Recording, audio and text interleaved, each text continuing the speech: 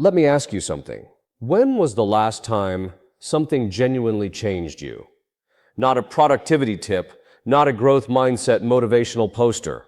I mean something that reached inside your chest, grabbed whatever you thought was permanent about yourself, and ripped it out by the roots. I've been doing this as work for over 30 years. Exorcisms, deliverance ministry, spiritual warfare. I've sat across from people who were shaking, not from cold, not from fear, but because something inside them was being exposed. And I've watched that moment, that exact moment when a person realizes the life they were living, it wasn't really theirs.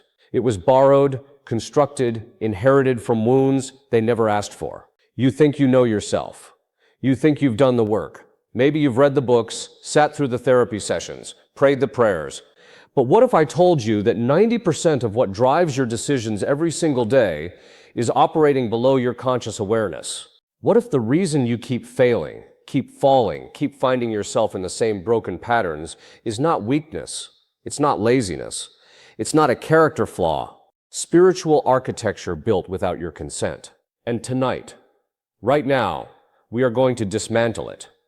What I'm about to share with you will disturb you. It will challenge everything you think you know about free will, about suffering, about why evil exists, and why good people can't seem to escape it. But I promise you this, after this, nothing will ever be the same, and that is exactly the point. People always ask me, Father Chad, how do you know when something is genuinely spiritual versus psychological? And I tell them the same thing every time. You don't start with the label, you start with the fruit. Everywhere I go, I encounter people who have tried everything. They've been through cognitive behavioral therapy, they've done EMDR, they've journaled, they've fasted, they've confessed, and they still wake up at 3 a.m. with a weight on their chest that no doctor has been able to name. A dread they can't locate, a darkness that smiles when they're happy, and tightens when they get close to something real. That's not chemistry. That's not a serotonin deficiency. That is an architecture. In Catholic theology, and I'm not apologizing for using the word theology, we recognize three distinct sources of what we call interior suffering. The first is natural, the fallen state of man.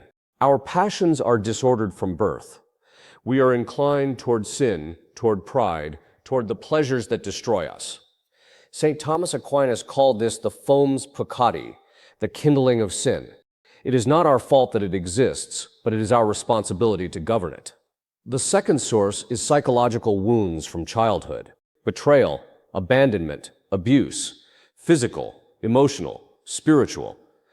The human psyche is extraordinary in its ability to survive, but survival mechanisms become prisons. The child who learned to go invisible to stay safe becomes the adult who cannot be seen by anyone, not even themselves. And then there is the third source, the one nobody wants to talk about. The one that every major religion on earth has documented, that every serious exorcist has encountered, that your secular to materialist culture has decided to mock into silence, demonic influence. Now stay with me. I know what just happened in your brain. You heard demonic and something in you either laughed or flinched or got very uncomfortable. Good. That reaction, that's data. Because the most effective deception in spiritual warfare is not the horror movie version. It's not the levitating bodies and the spinning heads. That's entertainment.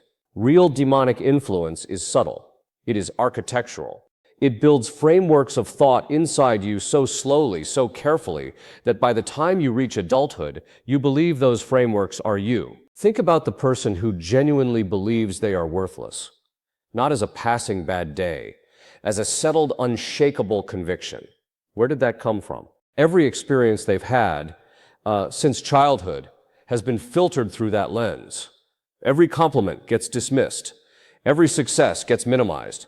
Every failure gets amplified and stored as evidence. This is not a natural human state. Human beings are made in the image and likeness of God. A conviction of radical worthlessness is a lie, and lies in the Catholic tradition have a father, and his name is not circumstance. Now, I want to be precise here because sloppy thinking gets people hurt. Not every bad thought is demonic. Not every struggle is possession.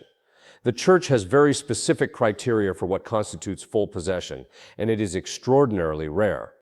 But what is not rare? What I encounter constantly is what we call ordinary influence. temptation that is intelligently targeted, emotional wounds that have been spiritually colonized, pathways of thought that have been reinforced until they function like grooves in stone. Or the enemy doesn't need to possess you if he can simply program you. And here is what makes this so devastating. Most of the programming happens in childhood, before you have the cognitive development to evaluate what you're receiving, before you have the spiritual formation to defend against it. You are handed a story about yourself, about God, about love, or about your own value. And because you are small and the adults around you are large, you believe it.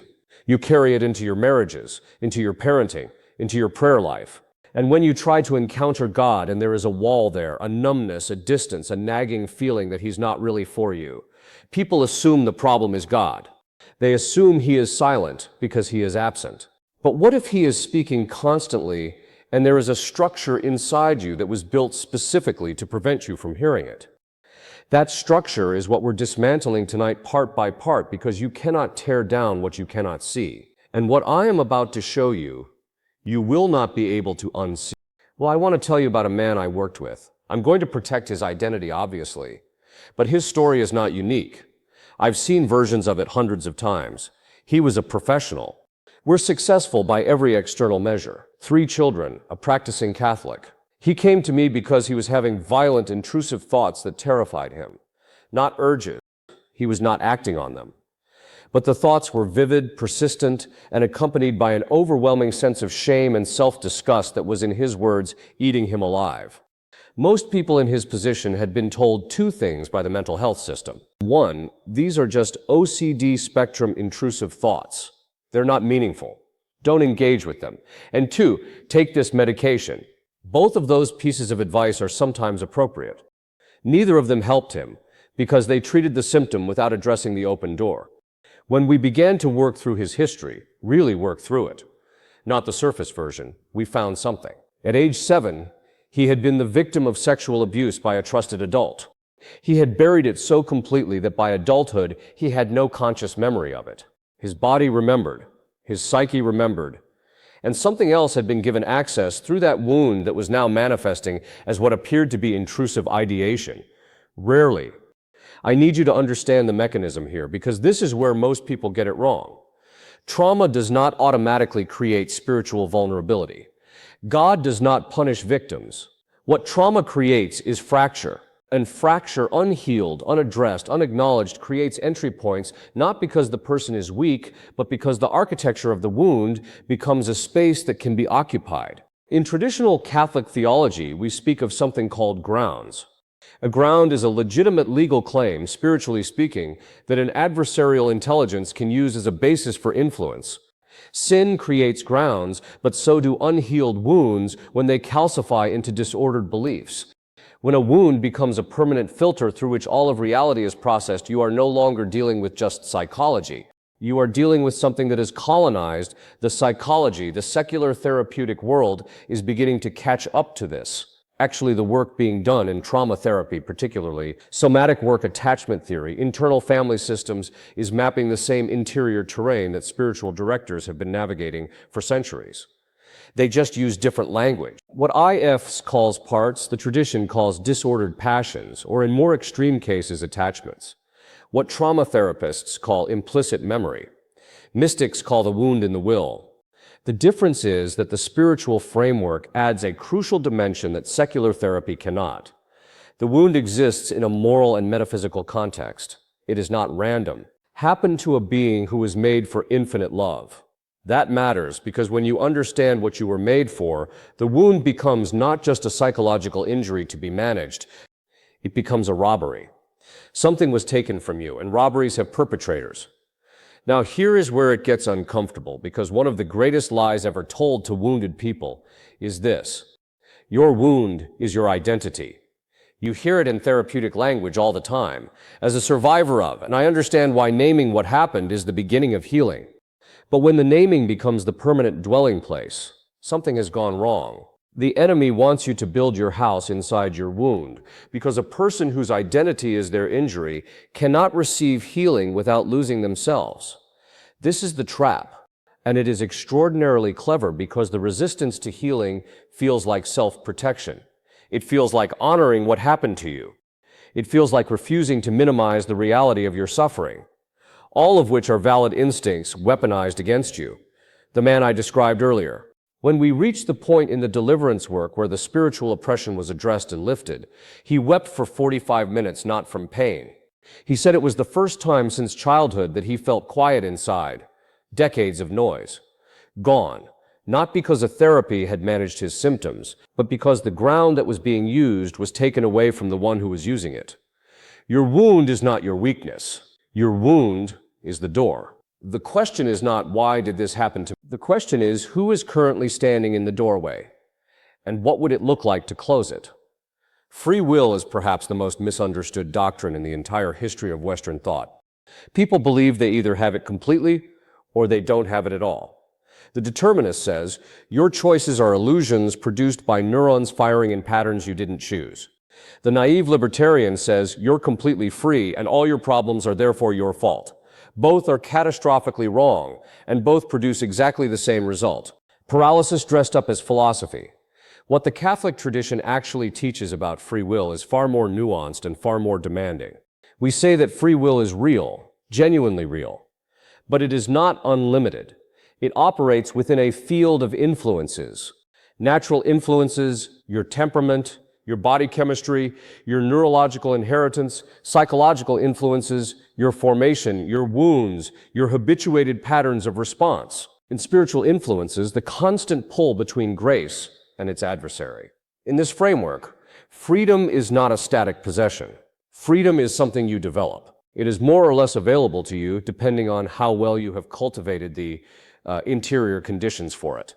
A person who has never examined their impulses, who reacts from wound and habit and unconscious belief, is technically free in a metaphysical sense, but functionally enslaved. They are choosing but from such a narrow bandwidth of possibility that calling it free choice is almost a cruel joke. St. Jonathan Cross writes about this with extraordinary precision. He describes how inordinate attachments, things we cling to, whether sinful or not, become like cables binding a bird to the ground.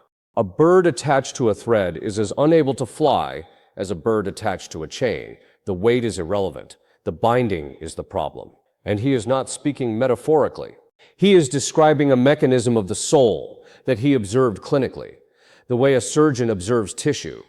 Here is the practical implication. The reason you keep doing the thing you hate is not simply weakness. It is attachment. An attachment has three components. There is the object, the thing, or person, or outcome you cannot let go of. There is the belief, usually unconscious, that your well-being depends on that object. And there is the spiritual reinforcement of that belief by an intelligence that benefits from your imprisonment. I've seen this in every form imaginable.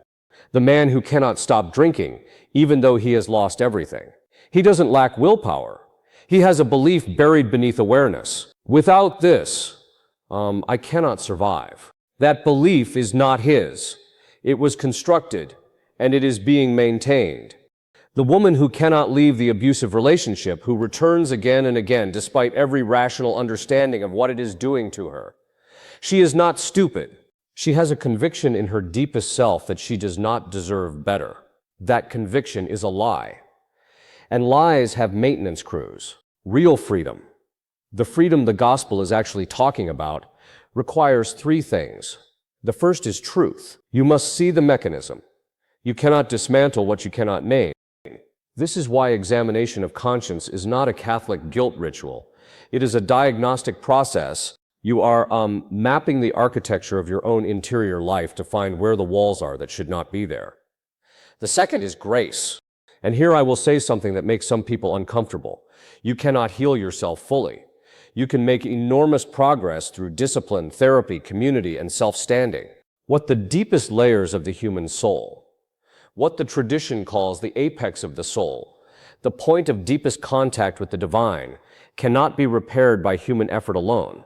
There is a wound in the will itself inherited through original sin that requires a power greater than the will to heal it. That is not weakness, that is ontology. And the third is practice. Freedom once begun must be exercised like a muscle. Every time you choose differently than your wound tells you to, you weaken the cable. Every time you act against the inordinate attachment, not by suppression but by substitution, by choosing a higher good, you expand the bandwidth of your actual freedom. This is what the saints called mortification. It is not self-punishment. You are teaching your body and your passions who is in charge. Most people live in a very small room inside themselves. The room of the familiar, the habitual, the safe, even if the safe is quietly destroying them. The invitation of the gospel and of this work is to discover that the room is a room inside a mansion, that the life you have been living is a fraction of the life that is available to you. But you have to want to leave the room. And here is the shocking truth. Most people don't. Not because they're bad, because the known suffering feels less threatening than the unknown freedom. Tonight I am asking you to want the unknown freedom, because after this the room will never look the same again. This is the part where people leave. Not the room, though, sometimes that too. I mean, they leave internally. They check out, because what I'm about to say challenges something that most people, including most religious people, have never been willing to really face, and that is the question of suffering. Not the philosophical question of why evil exists in general. The specific personal visceral question, why did God allow what happened to me? Every person who has sat in front of me in a serious state of spiritual crisis has had this question somewhere underneath everything else. Sometimes it's explicit.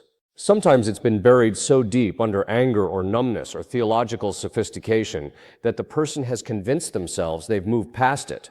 They haven't. It is there, and it is the hinge on which everything else turns. I am not going to give you the comfortable answer. I am not going to tell you that God had a plan and it all works out for good and someday you'll understand it. Those statements may be true. In fact, I believe they are. But said at the wrong moment to a person still bleeding, they are not theology. They are abuse disguised as consolation. What I am going to tell you is what the tradition actually teaches, and it is harder. And it is, I believe, the only thing that is actually capable of healing the wound at the level it needs to be healed. God did not cause your suffering, but God permitted it. And here is the distinction that matters. Permission is not approval. A father who allows his child to fall and scrape their knee is not a child abuser, but a father who watches a predator attack his child and does nothing. That seems like something different. Well, and this is where most theodicy, the attempt to justify God in the face of suffering, completely fails because it tries to explain God's permission rather than reveal God's presence within it. What the cross actually means, not as a theological abstraction, but as an event in history, is that God did not exempt himself from the suffering he permitted. He entered it fully, not as an observer, not as a rescuer, arriving after the damage was done. He entered the worst of it: abandonment, betrayal, torture, the felt absence of the Father in the moment of greatest need. My God, why have you forsaken me? That is not performance. That is a human soul united to the divine, experiencing the full weight of what our suffering feels like from the inside. This changes the question entirely. The question is no longer, why did God allow this? The question becomes, where was God in this? And the answer in the Christian framework is always the same. He was there in the suffering, not causing it, but refusing to be absent from it. Now, here is where it gets theologically shocking, and I say this as someone who has done extensive work in this area. There are things God permits precisely because he respects human freedom so profoundly that he will not override it even when it is used to do tremendous evil. The man who abused the child I described, God did not cause that. God did not design it. But God could not prevent it without removing the freedom of the perpetrator. And a world without free will is not a world of human beings. It is a world of elaborate puppets. The implication is devastating and liberating simultaneously. Your suffering was not a divine judgment on you. It was the result of free creatures, including spiritual creatures, operating in a world where freedom is real and its misuse has real consequences. You were not selected for punishment. You were caught in the crossfire of a war between freedom and its corruption. But here is where most people stop. They accept intellectually that their suffering was not God's fault, and they stay stuck because the real block is not intellectual. It is volitional. It is a choice often unconscious to maintain the wound as evidence against God, to hold the suffering as a debt he owes. Because as long as he owes a debt, they maintain a certain terrible power. The power of the victim over the one responsible for their suffering. Letting go of that power is the single hardest thing a wounded person can do, because it feels like losing, like minimizing, like betraying the reality of what happened. But it is not, or forgiveness is not the eraser of the debt. It is the refusal to remain enslaved to its collection. When a person can finally say, not with their mouth, but with their whole self, I release the claim I am holding against God and against the people who hurt me. Not because what happened was acceptable, but because I am no longer willing to build my life around its injustice. Something happens in the spiritual realm that I have watched over and over, and it never stops being extraordinary. The oppressive weight lifts the darkness that had been living in the wound, because the wound was maintained as a closed, festering, defended space, loses its lease. You were not abandoned in your suffering. You were accompanied through it by someone who knew it from the inside, and that changes everything. Now, I'm going to make some people angry, because I am going to tell you that some of what you've been sold as spiritual practice is at best spiritual decoration, and at worst, it is actively harmful. Well, and I'm going to tell you what actually works, based not on what sounds good in a retreat brochure, but on what I have observed over 30 years in some of the most intense pastoral and deliverance situations imaginable. Let's start with what doesn't work. Or rather, what works superficially but does not touch the roots. Motivational spirituality. The kind that leaves you feeling good for 48 hours and then fades. The kind that is essentially positive thinking baptized with scripture quotes. I'm not dismissing genuine spiritual encouragement. There is a real place for it. But if your entire spiritual diet consists of things that make you feel good, you are treating a surgical wound with a bandage. Also, purely intellectual engagement with faith. I have encountered more people destroyed by intellectualism in spiritual life than by almost any other single factor. The mind is magnificent. Theology is a queen of the sciences. But you cannot think your way into holiness. You cannot reason yourself out of a disordered attachment. The intellect that is not ordered by the will, disciplined by the body, and humbled before mystery becomes a fortress against transformation rather than a doorway into it. What actually works? Let me give you 5 practices, not as a checklist, but as a framework for the interior renovation we've been describing. First, daily examination of conscience done properly, not as a guilt inventory, as a diagnostic tool. At the end of each day, you ask 3 questions. Where did I act from my wound today? Where did I act from grace? And where did I choose the small room over the mansion? This is not about moral bookkeeping. It is about developing the capacity to observe yourself from a slight distance, what the tradition calls discreo, discernment. You cannot change what you cannot see. The examination trains your vision. Second, mental prayer. Real mental prayer, not verbal recitation. What the Carmelite tradition means by mental prayer is an interior conversation with God in which you are not performing piety, but genuinely presenting yourself as you are. This is deeply uncomfortable for most people, because most people's prayer is a monologue addressed to a God they have constructed from their wounds. A God who is either perpetually disappointed or perpetually distant. Real mental prayer requires you to sit with the actual God, the one who sees you completely and tolerate being seen. It is in this toleration that healing begins to occur at the deepest level. Third, the sacraments with proper preparation and understanding. I'm going to say something here that is deeply countercultural even within Catholic circles. Going to confession when you don't understand what you're confessing, and going to Mass when you have no idea. What is happening at the altar is producing a generation of sacramentally malnourished Catholics. The sacraments are not magic rituals.